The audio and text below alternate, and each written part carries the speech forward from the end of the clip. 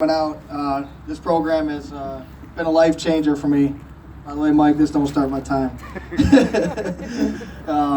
Really do appreciate you supporting this program. Without everybody supporting it, it wouldn't be here.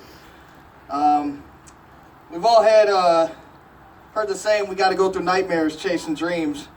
One could easily assume that my nightmares were 3 tours to Iraq. The real nightmare really began when I came home. No longer was I a sergeant leading Marines. I was lost and struggled to lead myself.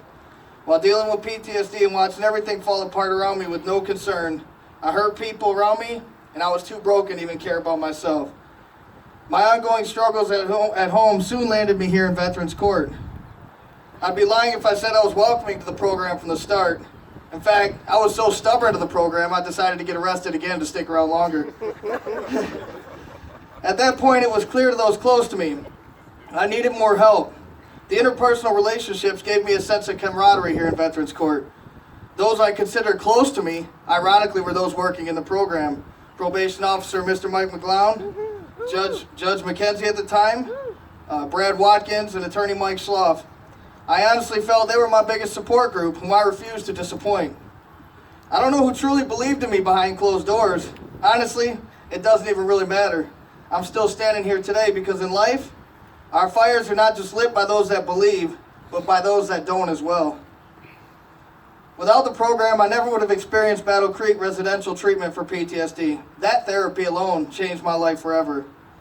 After treatment, I felt like a new person, mentally, emotionally, and spiritually. A blessing in hindsight. I had no more excuses, all the tools to get the job done. I just had to go to work. I knew at that point that I was going to give back someday as a mentor. I often heard the voice of a prominent figure in the warfighter community, Army veteran Boone Cutler, recite what he calls the Spartan Pledge. My mission was to find another mission to help this warfighter community. My mission is here at 52-1. I soon knew I was missing. I had to lead, I needed to give back, and all the struggles you read about PTSD are real. Suicidal ideation, depression, anger, anxiety, substance abuse, and broken families. Not a door I haven't kicked in, nor a room I haven't cleared when you list those.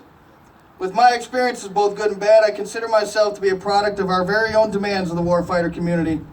We need to be led by the likes of us. As warfighters, we relate to the best that have fought the fight, seen what we have seen, and experienced what we have experienced. I am a success story of this program. A program that has shown me that no man willing will be left behind. Being a mentor is an outlet for me, as I'm now a senior at Eastern Michigan, pushing towards my MSW to give back professionally one day.